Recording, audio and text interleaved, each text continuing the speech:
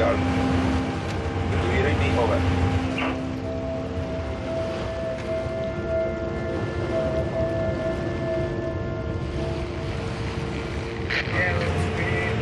One, number board, 50 can on board.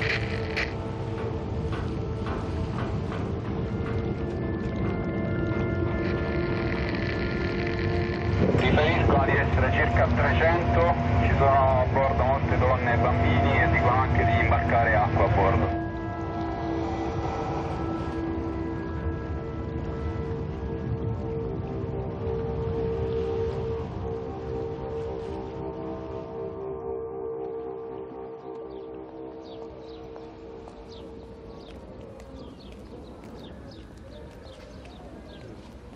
Drøm om et bedre liv har i årets første 7 måneder ført 340.000 til EU. Det er mere end hele sidste år til sammen. Det oplyser EU's grænseagentur Frontex. Hej Andreas. Hej. Så har du pakket, kan jeg se. Ja, næsten klar. Det er godt, ikke? Jeg har nogle enkelte sådan sidste ting til dig. Ja. Situationen er, som du formentlig har hørt her hen over weekenden også, at man i hvert fald i lørdags, der fik man over 4.000 på en gang, og det bliver ved med at vælte ind dernede. Ja. Som du kan se, så er det jo over nord for Afrika, at de fleste bliver samlet op. Ja, de seneste tal, jeg så, det var, at der kun var 1.000, der var faktisk kommet helt i land i Italien. Resten det er faktisk nogen, der har brug for at blive reddet. Ja, du skal alligevel fange dem, når det er, de... Eller ikke fange dem, men møde dem, når det er, de kommer ind til jer i Italien, ikke? Også så klar i det, I skal klare der. Og Paul, han er jo dernede og tager imod dig, når du kommer ned til briefingen. Paul, han har, set fra min side af fuldstændig styr på, der foregår dernede. Så det er bare at lytte og få det bedste info fra ham af, så er jeg sikker på, at det kommer til at køre. Rigtig god tur. Jo, tak.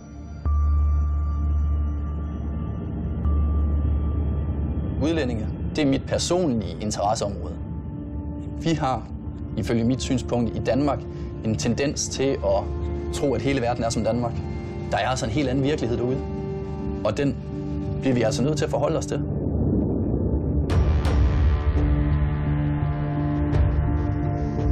De mange flygtninge sætter fortsat dagsordenen over hele Europa. Thousands of migrant terrible tragedies. You've got a swarm of people. Og der kommer flere og flere og flere. A problem which may only get a lot worse. We are in a period of human disasters and emergencies. Tens of thousands of people to protest what they call an invasion.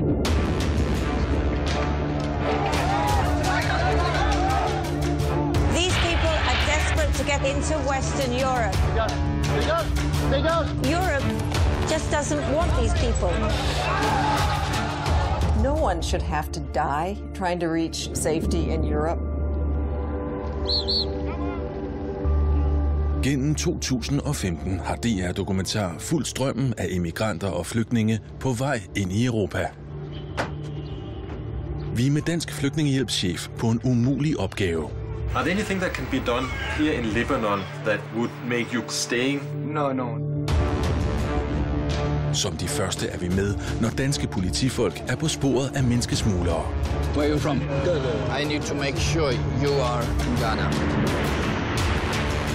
Og vi er med i gummibåden på vej mod Europa.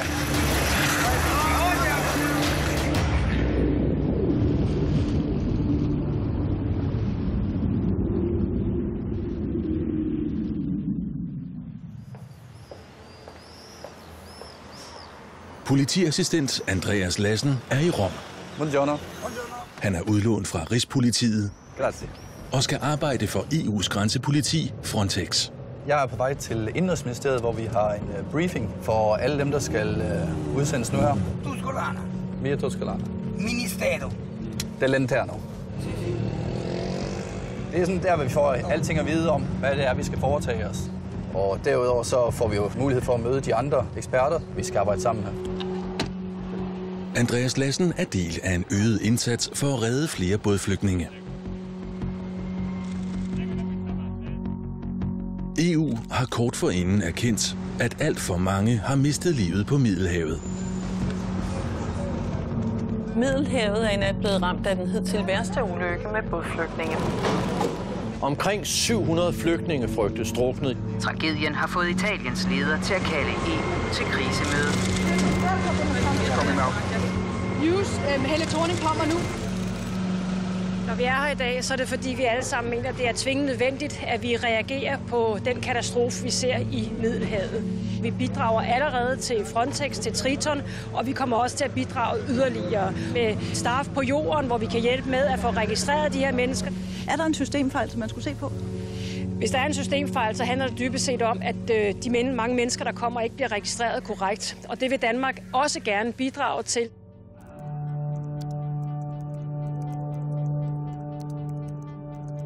Poul Bjerregaard er operationel chef i Frontex. Han er leder i Operation Triton, der bistår Italien med overvågning, redningsaktioner og grænsekontrol. European border guards face a wide variety of challenges. Han skal briefe indsatsstyrken om operationen. Screening officers try to determine the nationality of the migrants. Andreas, han skal ned og arbejde som screener. Han kommer til at være til stede på havnen, når skibene med flygtninge de kommer ind, og være med i den første procedure, der foregår med at identificere dem og prøve at fastslå deres nationalitet. Good morning, everybody. My name is Paul Bjerregaard. I'm operational manager that will guide you through the operational briefing. I øjeblikket der har vi 12 eksperter som Andreas, som støtter de italienske myndigheder i screening og identificeringsarbejde. Even that many of you go to where people usually go for holiday, this is not a holiday for you. You will face having to work at the port for hours and hours during the night, during the weekends. Succeskriteriet er, at vi formår at støtte de italienske myndigheder, så færrest muligt omkommer i den her færd på vej til Europa.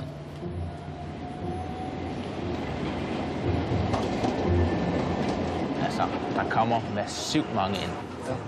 Nogle gange så vil du opleve, at du kommer til at måske være 24 timer. Fordi nogle af de store skibe, de har op til 1000 med ad gangen. Og det er der, vi kan få rigtig mange gode oplysninger. Det er også der, hvor screening-aktiviteterne rigtig giver mening. Det er lige, når de kommer i land. Og en anden ting, det er også, at vi ser, at de kriminelle netværk er mere og mere aggressive. Og det vil du nok også høre, når du kommer til at afhøre nogle af dem. Vi har masser af eksempler på, at de bliver truet i bådene. De bliver ikke informeret om, hvad det er for en slags båd, inden de skal afsted. Og nogle af dem, når de kommer ned på stranden og ser den her lille gummibåd, de skal være 150 mennesker i, at så vil de ikke med, fordi de synes, det er for farligt. Så de bliver altså truet med våben. Og vi har historier om, at de bliver skudt på stranden dernede, hvis de nægter at gå ombord. Ja.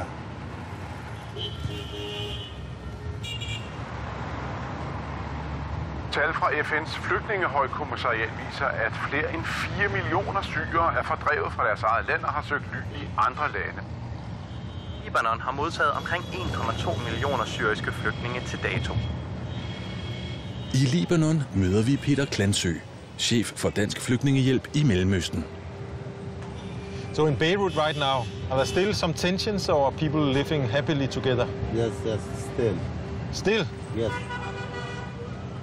Who makes the majority of Beirut? The refugees. Peter Klansø har arbejdet med flygtninge og nødhjælp i over 20 år. En væsentlig del af min opgave, det er jo, at jeg vil også ud og med egne øjne få se på og følge vores medarbejdere og komme ud og snakke med de syriske flygtninge i det her tilfælde her.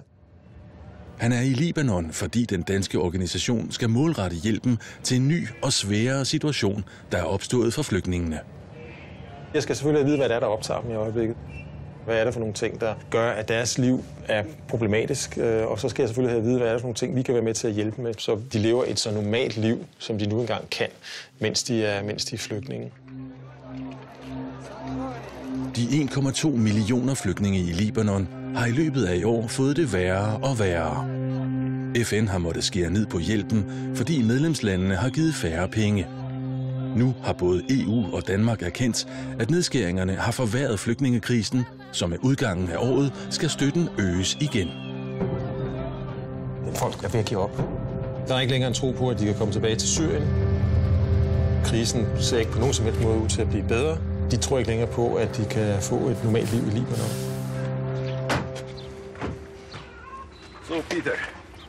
Peter Klansø tager os med ind i Beqar-dalen, nær grænsen til Syrien. Hallo. til et af de centre, hvor Dansk Flygtningehjælp huser syriske familier, der vurderes som særligt sårbare. Hello. Hello. So Peter, here we are in Rafid. Yeah. Is the project that we developed last November. That is a turning point in the strategy of DRC approach here in Bekaa. Her bor flygtninge ramt af krigstraumer og sygdom, som efter 2-3 år i Libanon uden udsigt til et bedre liv, nu overvejer at tage videre mod Europa. Okay. After we have other rooms, can we visit one room, please? Hello. Again. Can I see?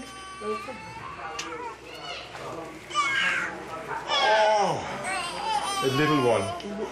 De kom fra et land, hvor der var gratis uddannelse, hvor der var gratis sundhed, og hvor der var job at få, og levede et helt normalt middelklasseliv.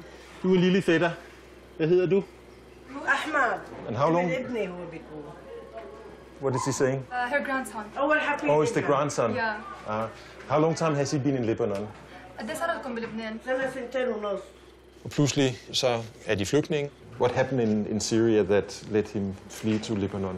يعني إذا بلخص لك إياه بكلمة واحدة الجحيم قليل على هالوصف. والله أنا بعدها مكسورة هون من هون إجري نحن كنا بجواب أول الحيط علينا بالقصيفة على إجري نزلت على إجر ابني بدي عملية بتكلف كثير ما عم ساوي هيك إلا ورمانة والله ما عم بحسب الزول أمشي عليها. أنت مصاري ما في. She kan allerede få det Det, som man selvfølgelig som familie tænker over, hvordan kan jeg sikre, at mine børn får uddannelse, hvordan kan jeg sikre mig, at mine syge familiemedlemmer kan få adgang til sundhed, og hvordan kan jeg sikre mig, at jeg får et arbejde som enten mor eller far i en familie. You can see we have a lot of kids here. Yeah. Education is one of the most difficult things in Lebanon right now. We can't get all the kids into school because there's just not enough spaces. So to actually find kids places in school has been extremely difficult. اللوم بلدي راسي هلا 3 سنوات بسوريا حرب سنتين لجوء 5 سنوات راح عليهم 5 سنوات شيء محزن انا ما فيني اشوف ابني امي ما بيعرف يقرا ويكتب برندا بشوف انه حتى بالقرصه كيف بيلعبوا كيف بياكلوا بسكوت او شيء انا صرت اشوف المدارس تدمر شوي شوي كل ما بتتدمر قسم من المدرسه بقول تدمر جانب من مستقبل اولادي. Og hvis man har nogle ambitioner med sit liv og med sin familie, så er det klart, så bliver man mere og mere desperat, hvis man synes, at det faktisk er det modsatte, der sker. Og derfor taler de med fødderne og flygter videre. Can I ask you a question? You're young. What are the dreams right now? Where does he see himself in 1 or 2 or 3 years? What are the when he discusses with friends in his old age, where do he see himself? And والله السفر على أوروبا لأنه المستقبل ضايع بلبنان. في عندك شي بلد معين بأوروبا بتحب تروح عليه ولا حيلا بحال؟ طبعا أي بلد من الدول الإسكندنافية أو ألمانيا. You know there's very cold in Scandinavia. دنمارك النرويج والسويد يعني هذول الأشهر. بعرف إنه برد ما أنا بدي أروح على البرد. هم في دراسة هونيك. Your friends, have they been crossing to Europe? All my friends. شي طلع بالبحر بيخت سياحي هاي بتكلف بحدود 5000. في طرق من ليبيا لايطاليا ومن اخطر طريق.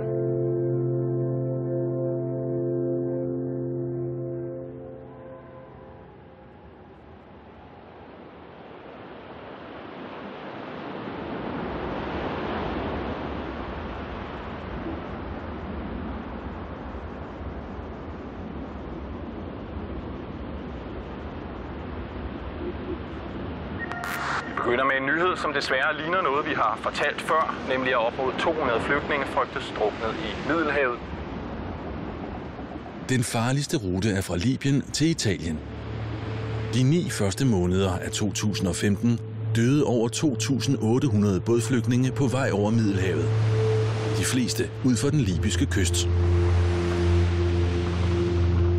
Menneskesmuglere sælger flygtninge pladser i usikre, overfyldte både, ofte med katastrofale følger. Det oplever 30-årige Abir Fares på egen krop. يعني نحن 40 شخص بس ما يسعوا شي 10 أشخاص مع عدد الأطفال 40. Abir Fares er mor til 3. Hun er flygtet fra Syrien og sidder på et asylcenter i Sønderjylland. أنت محبوسة بغرفة قد هاي. نحن 40 واحد 5 أيام. Menneskesmuglere sælger hende en rejse fra Tyrkiet til Italien. أنا كان معي ذهب بعته قبل ما أنزل على هاي طلعت فيهم. تركيا يعني تقريبا دفعنا أنا $7,300 هي $7,300 وعلى بنتي $3,000.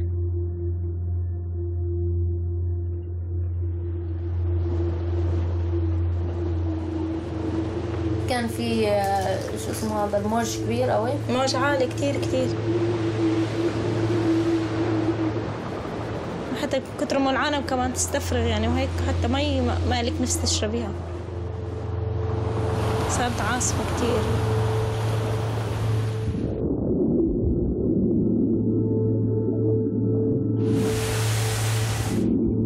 هو ما عاد يتحكم بقول لك يخبط يفوت من الشبابيك الطاقات يعني.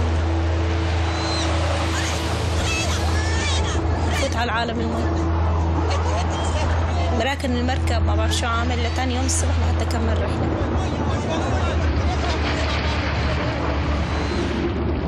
فات الرمل بالمي من تحت انكسر شو مطرح ما نحن قاعدين صارت تفوت المي. هو كان بدي ينزلنا المهرب انه قبل قلنا انه ربع ساعة نفخ بولين انه انزلوا انتوا. عرفتي العالم صارت يعني بس تشيل حالها والاطفال الصغار تطلع.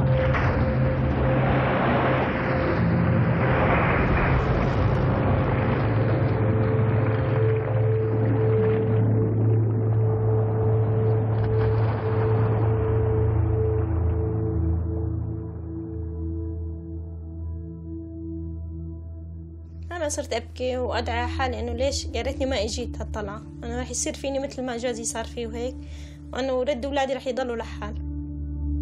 ما عاد أشوف نرد. يعني لما نزلت من القارب على الشط الرمل ما كان معك إلا بنتك وبس، يعني ما كان في شيء. بس.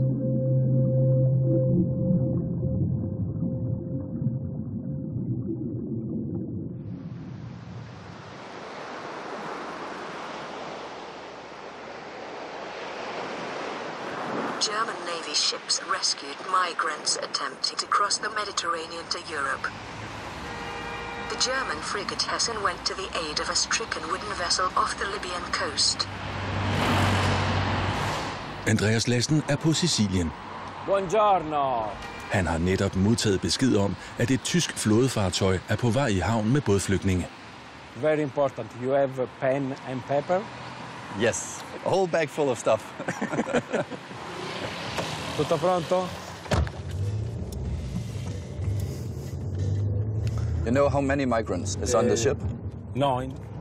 I think it's not only one boat. More boats. It's more? I think so. But today I think is hard work. Yeah. Yes, I think so. Vi fik lov at følge den tyske redningsaktion.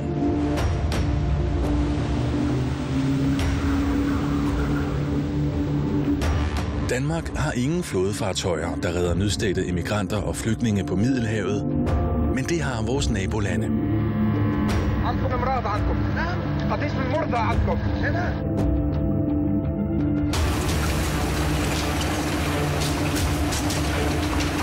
Der ganze Bauch des Schiffes ist voll mit Menschen. Verstanden? Wir haben eine schwangere Frau und einen Mann, der Atemprobleme hat. Verstanden? Okay.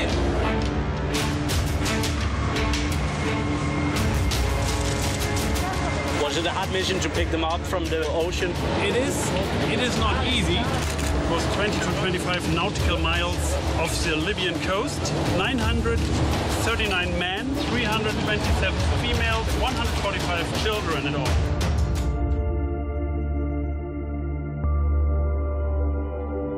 We are very happy that we could save so many lives.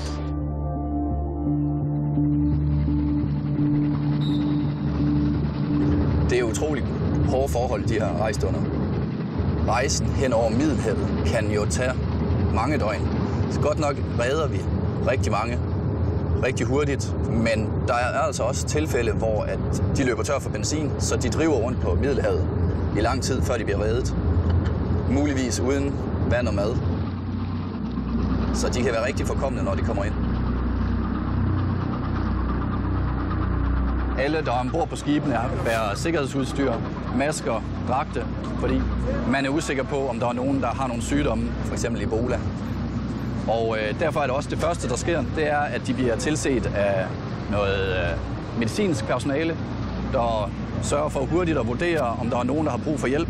Det er først derefter, at man begynder på at arbejde ud fra migration og politi osv.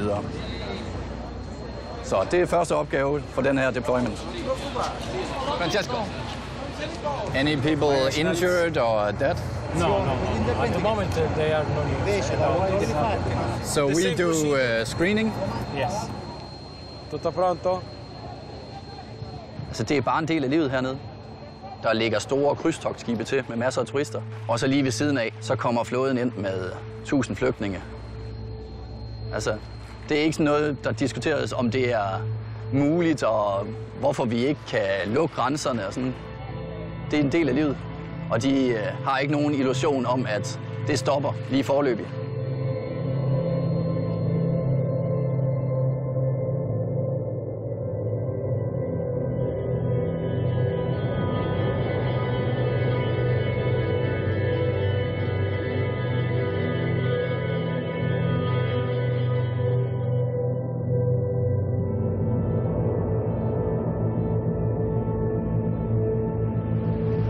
Italienerne, generelt er de faktisk meget positive og taler om at hjælpe folk.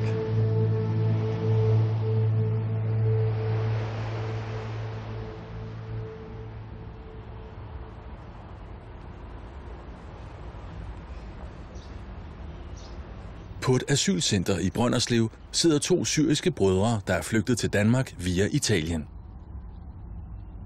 De er taget samme vej, men kun den ene kan få asyl i Danmark. Anne Jong arbejder frivilligt med at hjælpe flygtninge og asylansøgere i Brønderslev. Jeg synes virkelig, at der skal gøres noget bedre. De første, jeg snakkede med, der kunne jeg så se, hvor lidt det offentlige egentlig gør. Jeg kan jo se, hvad de flygter fra i Syrien. Ligesom med Omar, som jeg har med at gøre lige nu. Hej. Hej. Han har jo fået afslag og står til at skal sendes til Italien. Hans lillebror, han skal efterlades alene. How are you feeling? Scared? Yes, and very bad. It's a bad feeling if you can't do nothing. Yes. Omar Al-Shafai sendte den her video til familien, da han og hans venner var blevet reddet af den italienske kystvagt. Mer Mediterraneo. أحلى أصدقاء تمت برحلة العمر. والله تذكر وما تنعاد إن شاء الله والحمد على السلامة. على السلامة. السلامة. Kort efter fik han taget sit fingeraftryk på en havnekaj på Sicilien. Fingeraftrykket betyder, at Italien skal tage hans asylsag. Men hans lillebror undgik et fingeraftryk, og han har fået asyl i Danmark, så brødrene skal skilles. There is no justice. We came to here to your country because we are in a war, you know? I see everything by internet. Like this. In my village, there's a bomb coming down to our home. It's very dangerous. Allah Akbar.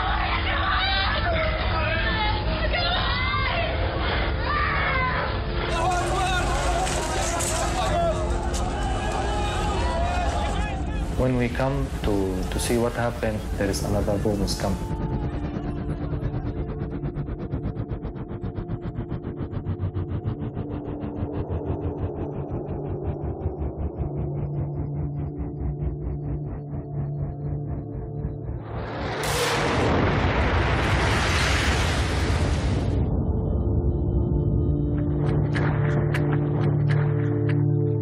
and I pick up my cousin to check him if he's alive or not. Already died. There is no head.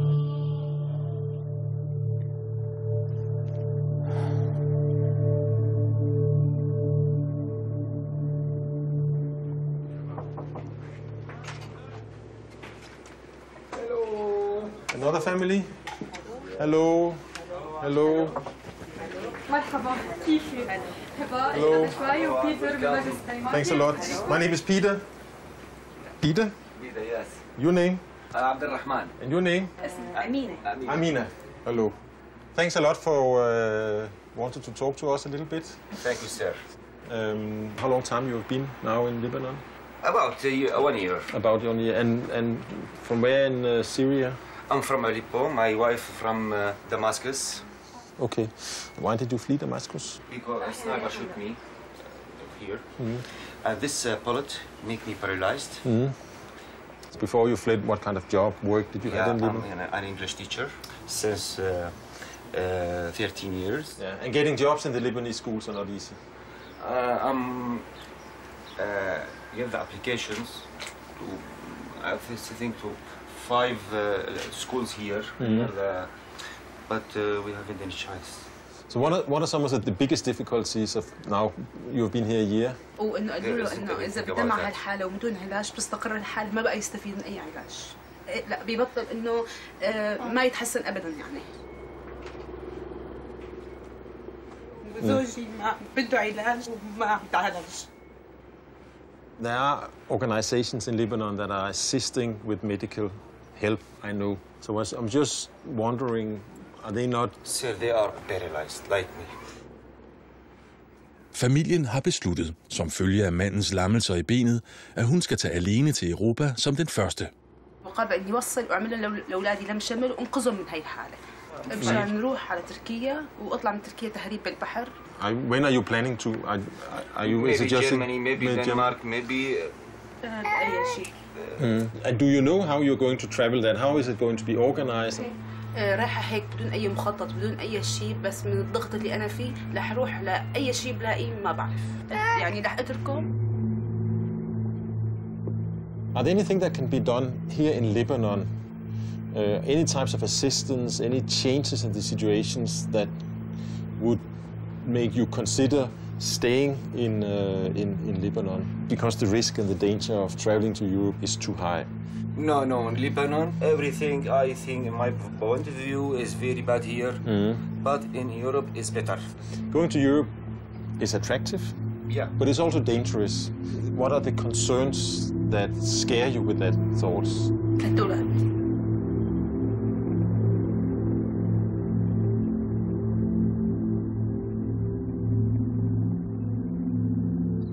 وانا بحمل يعني بحمل الدنمارك مسؤوليه يعني اذا اي شيء بصير علي انا يعني او يتم اطفالي يعني في اي شيء يساعدني فيه قبل ما اطلع هال10 ايام. The Danish Refugee Council, we cannot assist with travel abroad. The illegal way is not very good. It's dangerous and it's not dignified by any means. So what we are trying to do is, and talking with our governments, to take on a larger group of Syrian refugees legally to the European countries. But I'm well aware that is not going to assist you in your most immediate wish to go to Europe. But can the Danish government give me or give us or give her a visa and this passport or this is the in a sense the big shame about the international community is that there are not that many countries that are doing enough to help out in this biggest humanitarian and refugee crisis of the world.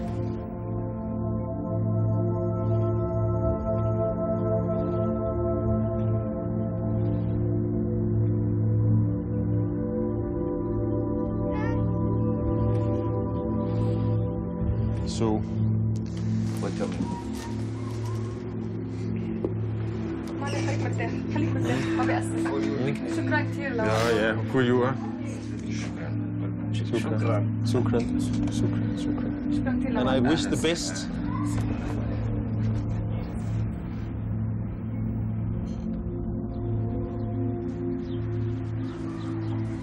How far is Syria from here? Just across the mountain.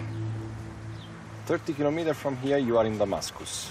30 kilometers from here, you are in Damascus. 30 kilometers from here, you are in Damascus. Look like so quiet, huh? It's amazing. And from this mountain, we have so many illegal entry. Of course, when you are living in a war place and the situation is so bad, you try every solution for keep safe yourself and your family. So it doesn't care if the border is closed. The important at least is to have some place where you can survive for the moment. Somehow they are trying to do something more for their children, not for themselves. That's why she wants to leave. It's not for her benefit. No, it's for his for his child. Yeah.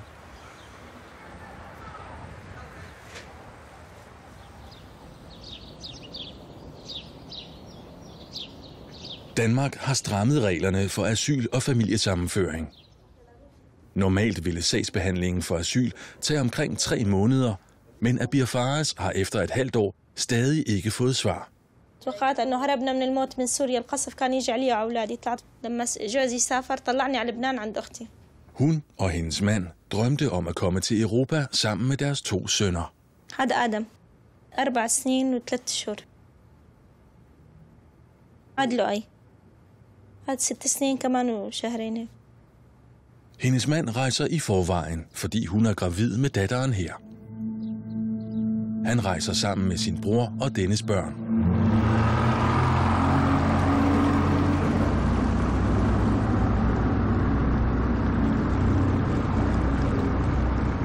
الفات انه كان المهربه بن حرام يعني اول مراكبين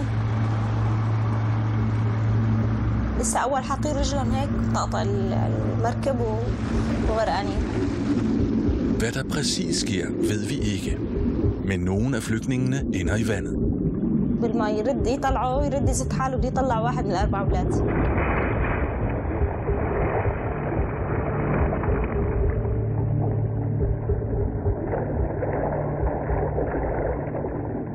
سيلفي حتى حاول أكثر من مرة يطلعوه من المي بده يطلع واحد من أولاده ما قدر يطلع ولا حدا. إلا سيلفي طلع جوزي أنا ما يعرف يسبح دغري ميت. والأولاد دغري ميتين. ايه لما ولدتها توفى قبل الولادة بشي 20 يوم. يعني كل الأمور سيئة.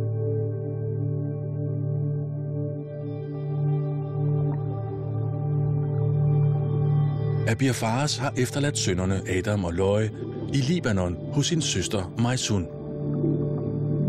أنا لو هاي جبت أولادي معي كمان لو قدرتي معي مادية خليت حدا ينزل لي إياهم من لبنان جبتهم. Nu håber hun at få sønnerne hurtigt til Danmark. لسه يمكن 2-3 يتركوني هون بالكامب. ما كنت متوقعة هيك أنا جيت هون إنه لم الشمل أسرع شيء.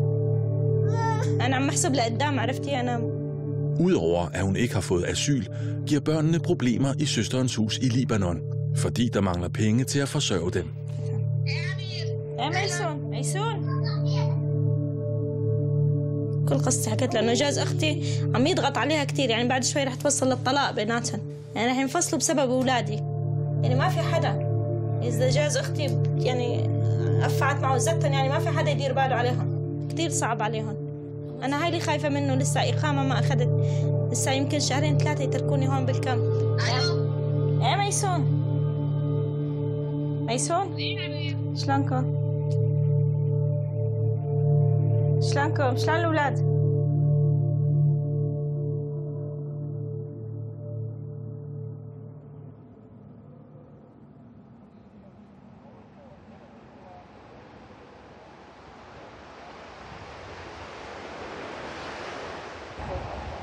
Ifølge reglerne skal immigranter og flygtninge registreres med fingeraftryk ved ankomst til EU's ydre grænser. Men det sker ikke altid. Omar og hans bror skal skilles, fordi Omar har fået taget sit fingeraftryk, og hans lillebror ikke. When we arrive to Italy, they make a false fingerprint. The police take our hand like this and make the fingerprint. Italien skal tage asylsagerne, hvis de har taget fingeraftrykket. Men der er altså huller i systemet ved modtagelsen af flygtningene. Hello, what's your name? På havnekajen er Andreas Lassen i gang med en ny opgave. Where are you from? Med at screene 500, samlet op af et svensk redningsfartøj. Hello. Come here. You speak English? Some. Okay. Bangladesh. You're all from Bangladesh? And you all came from Bangladesh together? And can I see your bracelet? The color of your other bracelet? Ah, no. Which languages do you speak? Det kan engang imellem være ret svært at vurdere nationaliteten, og hvis jeg ikke er sikker på nationaliteten, så bliver jeg ved med at stille nogle dybdegående spørgsmål. You had a passport? Never? ID card? ID card I have, but I live in Libya. Og der var en enkelt mand, som havde meget svært ved at fortælle noget om Ghana, hvor han sagde, han var fra. When you left to Libya, what's the first place you went? Here. First place. Når jeg spurgte overordnet til geografi, til store byer, til hvordan han havde rejst, så havde han rigtig svært ved at forklare noget. My friend, I have a hard time saying, putting on a piece of paper that you are from Ghana, because you don't know really anything about Ghana. My friend. Frontex-teamet skal hjælpe med registreringen af immigranter og flygtninge, men de må ikke tage fingeraftryk, siger den danske operationschef i Frontex, Poul Bjerregaard. Det er en lokal procedure, som foregår på de lokale politistationer i visse tilfælde, i centrene i andre tilfælde. Fra den første modtagelse, som foregår i selve havnen, hvor registreringen også foregår, bliver de kørt til nogle åbne lejre, hvor de får stillet logi og mad til rådighed. Og så starter den efterfølgende proces så der. Denne flygtningelejr på Sicilien er med sine op til 4.000 beboere Italiens største center for immigranter og flygtninge. Men her bliver ikke taget fingeraftryk, fortæller lejrledelsen. Og flygtningene bliver her ikke længere end højst nødvendigt. Det er åbne lejre, og som det jo er almindeligt kendt, så er der mange af dem, som på egen hånd rejser videre op i Europa og simpelthen fordufter efter nogle små dage. Der er en stor del af dem, der bliver i Italien, opholder sig illegalt, arbejder i landbruget. Men der er også en rigtig stor del, som rejser videre og som prøver at skabe sig et bedre liv.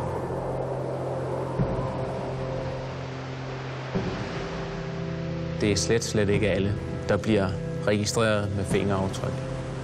Der er simpelthen ikke kapacitet til det. Og det er selvfølgelig noget, som man forsøger at forbedre. Fordi der er et pres fra Europa om, at alle bliver registreret, så er det noget, man nu går ind og siger, at det skal løses i fællesskab. Men det er absolut et problem.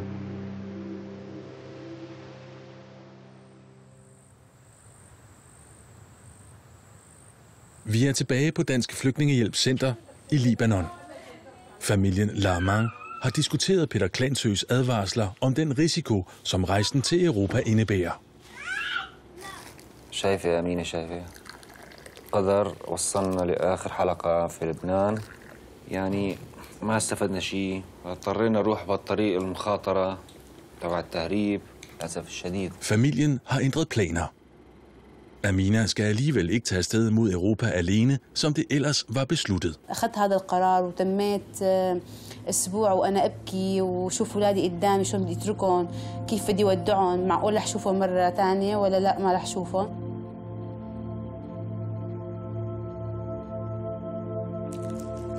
شو رأيك بالمخاطر اللي حكوا عليها؟ هذا الشيء بخوف إذا طلعت أنا لحالي. هلا كل الناس اللي أنا مثلا كنت عم أتواصل معها كانت كثير عم تخوفني من هذا الطريق. أول شيء إنه عم يعني كثير معرض للغرق. هاي المشكلة الكبيرة طبعا حتواجهنا. بس بالنسبة مشوار التهريب ما نعرف ثانيين شلون بدنا نأمل مبالغ كبيرة اللي عم يطلبوها المهربين. وهذا الشيء بده يزيد العناء، عناء وعناء حتى نوصل لأرض الأحلام اللي هي أوروبا. بالنسبة لنا هلا بدنا نتنقل، بدنا نروح على تركيا، لذلك بدنا نضطر ما نبصر. كله الطريق كله حافل بالمخاطر وبالخوف، بس مرغمين انه لازم نروح، لازم يعني نغير واقعنا ولازم نغامر. ماشي. شوف بابا. نروح على أوروبا. أوروبا مرة. نروح على جرماني. على دانش. تعيش حالي أحلى شيء.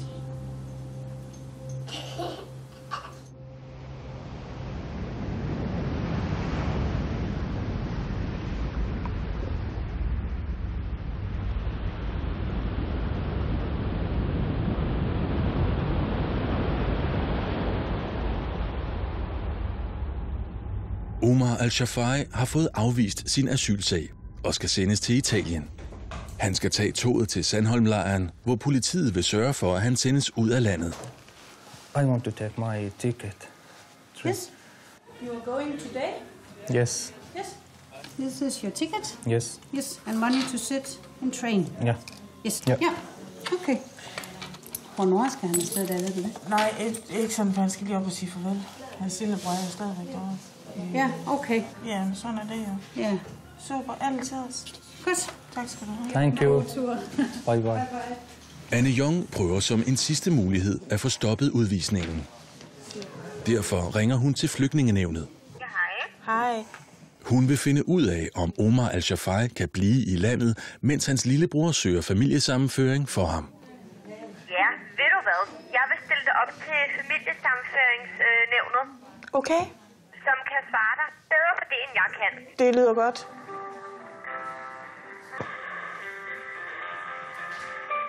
Udlændingenævnet sekretariat. Hej. Men nævnet kan ikke hjælpe. Og det er faktisk slet ikke Udlændingenævnet, du skal tale med. Det er Udlændingestyrelsen, der skal svare på det. Og det kan de ikke. Det siger de, at det er jeg, der skal. Ja, så det kan vi altså ikke få et svar på, eller? Det er altså Udlændingestyrelsen. Det er Udlændingestyrelsen. Jamen, jeg prøver at tage fat i dem igen, så. Okay. Det er bare i orden. Tak skal du have. Selv tak, hej. Hej. Hos Udlændingestyrelsen arbejder vi løbende med at optimere vores telefonservice og håber derfor, at du vil deltage i en kvalitetsundersøgelse, efter du har talt med en medarbejder. Det tager kun 2 minutter. Tast 1 eller vent. Jamen, altså jeg synes jo, jeg udtrykte mig klart nok, hvad det drejede sig om. At the immigration don't know who is no. I think I know where to look for a job. Højre hånd ved ikke, hvad venstre hånd lige har lavet. Det kan jeg ikke forstå.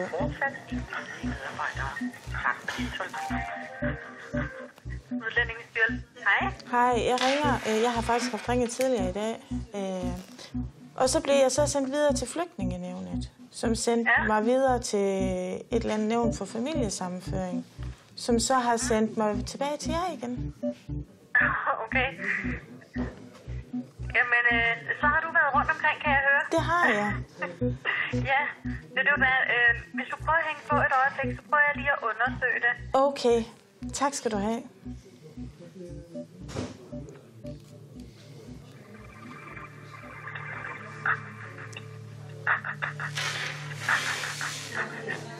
Så er jeg her igen. Ja, hej. Han skal altså udrejse af Danmark. Han skal udrejse. Han skal udrejse. What she said? You still have to leave. I will not leave Denmark. I know you will not leave Denmark. Can we go? Yes, we can go. I thought this could help, but not. Too late. It's like they don't know what they're doing in there. We think we come to Europe country, the mother of the freedom. And I cannot choose a country that I like to live in. Why did Denmark immigration want to send me back to Italy and all rest my family here in Denmark? It's not justice.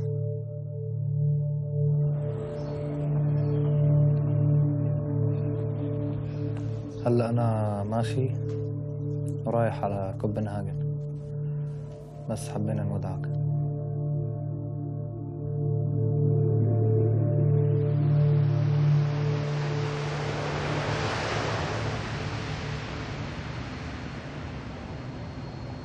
I havnebyen Augusta står Andreas Lassen over for nye immigranter og flygtninge reddet på Middelhavet. Hello, you speak English? En del af opgaven er at opspore menneskesmuglere. Are you okay? De, der er blevet reddet, bliver derfor udspurgt allerede på kajen. Det er så der, vi sådan danner vores første overblik ud fra hver enkelt båd. Hvad der er sket ombord, hvor de er kommet fra. Er der nogen, der er kommet til skade? Er de blevet truet? Er der nogen, der er blevet tæsket, skudt eller lignende? How long have you been on this boat?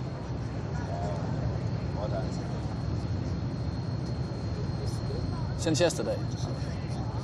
What kind of boat were you on before? Small boat? De oplysninger, som Andreas indsamler, det kan virke som nogle ret basale og banale oplysninger, kan man sige. The engine broke. Men det er vigtigt at forstå i forhold til, hvad er det for en situation, der for eksempel er i Libyen? Hvad er det, der sker lige nu? Hvordan opererer de her menneskesmuglere? How was the people arranging? How much you had to pay to come here? Der er mange forskellige illegale netværk på kysten dernede, som opererer. De har en bestemt måde at gøre tingene på, og derfor alle de her små bidder, som vores eksperter, som Andreas får dernede på havnen, de er med til at blive brugt til at retsforfølge dem, som man rent faktisk anholder i de enkelte både, der kommer. For der er ingen tvivl om, at det her er big business. Der er rigtig mange penge på spil, og det er et meget, meget veletableret netværk. Right. You found out anything? Fishing boats. Yeah, there's 2 fishing boats. One is from Gallipoli and one is from Tripoli. I talked to one who said Soara, and he talked to one Sabrata. Sabrata. Maybe different to the point of departure. But we have to clear this situation because we have 3 points. 3 events. Yeah. I need only 1 point. Yes. Okay. We have to clear this point because it's very important. Yeah. Okay. All right. Det hold, som Andreas han har indgået i, har givet nogle rigtig gode oplysninger og har bidraget rigtig godt til Frontex' opgave. Det er absolut en vigtig brik i et større puslespil. Så færrest muligt omkommer i den her færd på vej til Europa.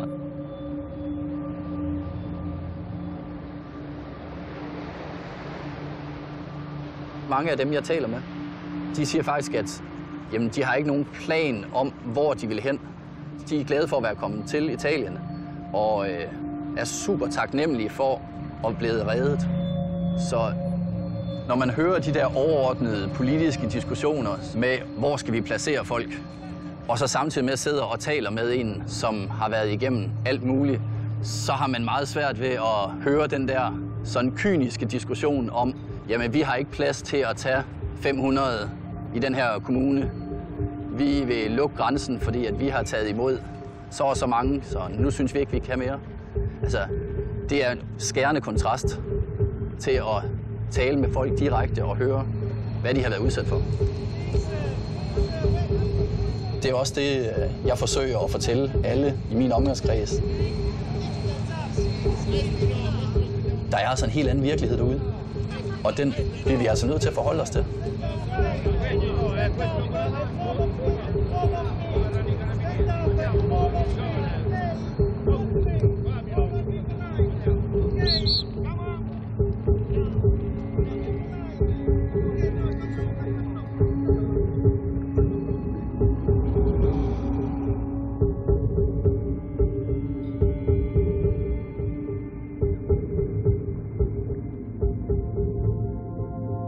We must bring other governments to understand that this is a global responsibility.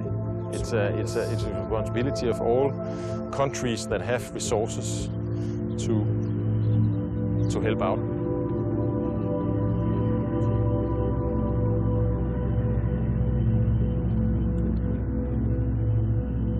So how can we do that? Thinking. Yeah, he's thinking a lot since ever. And not easy task.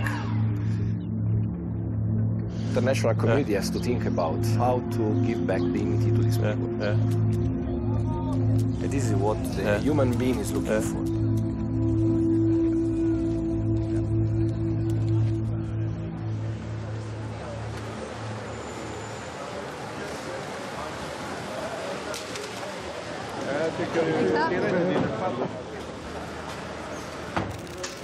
Der er flere og flere, der taler om, at der lurer en fiasko i dag, at man kan ikke finde en fælles europæisk løsning. Hvad siger du?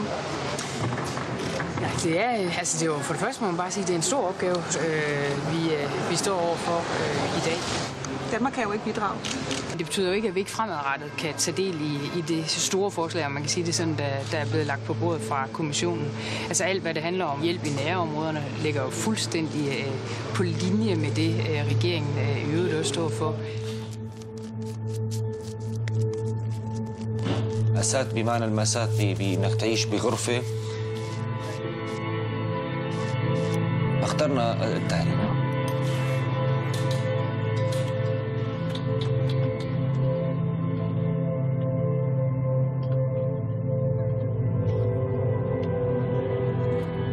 شوف الأقدار وين تسوقنا.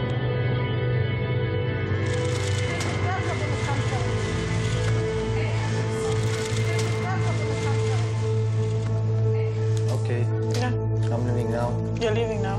Yes. بس حبينا نودعك. يلا قوم. لا تبكي لا تزعل.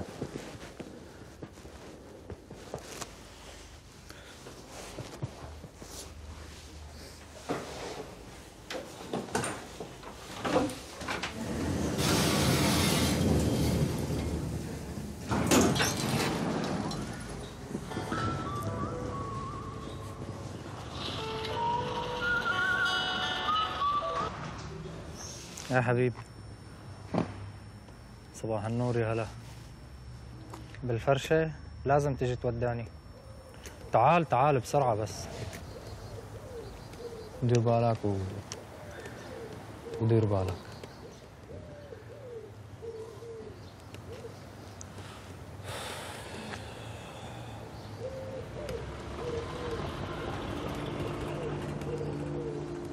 ميسون ميسون شلونكم؟ اعطيني العيزة عندك. ايه عمير؟ اعطيني العيزة عندك.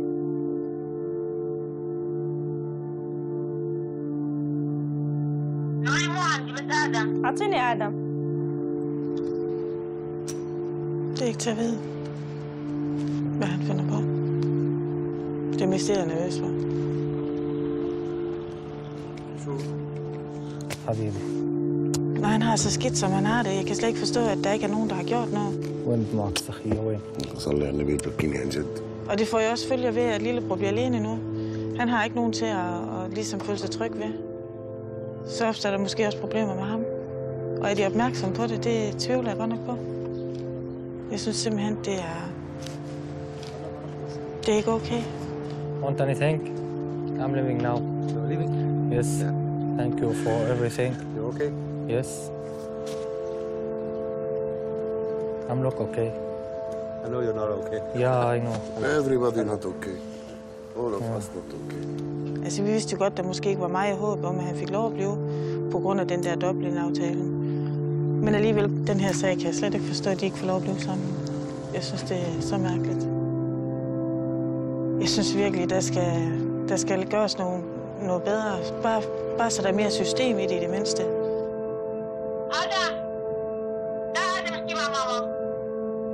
هذا ما بيحكي معي ابدا. والله بيحكي معك.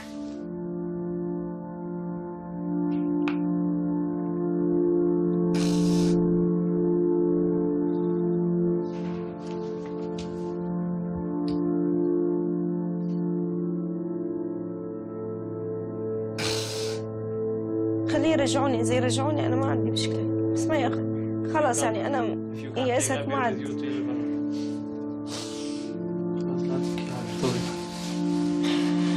صار لي 7 شهور ما حكي معه.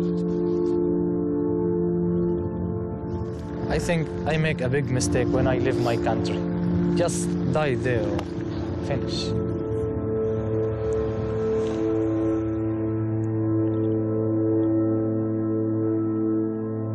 طيب بس بدي انه حدا يعطيني رد انه صار لي شهر 9 والله حرام عصام.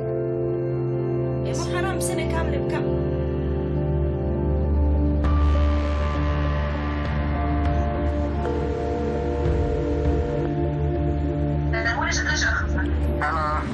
It's very bad, the situation. The time is running out.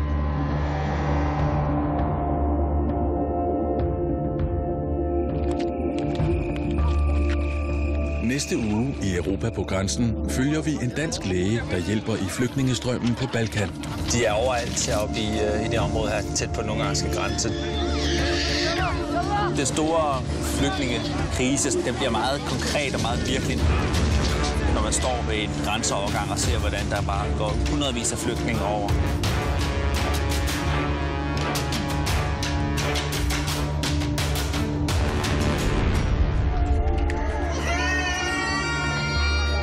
Vi finder de 2 små børn, der blev efterladt i Libanon.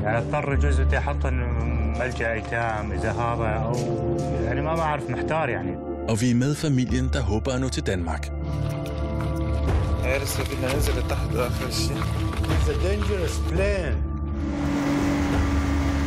كل شيء بخوف يعني كان بالبحر، كل شيء بخوف يعني رحلة الموت.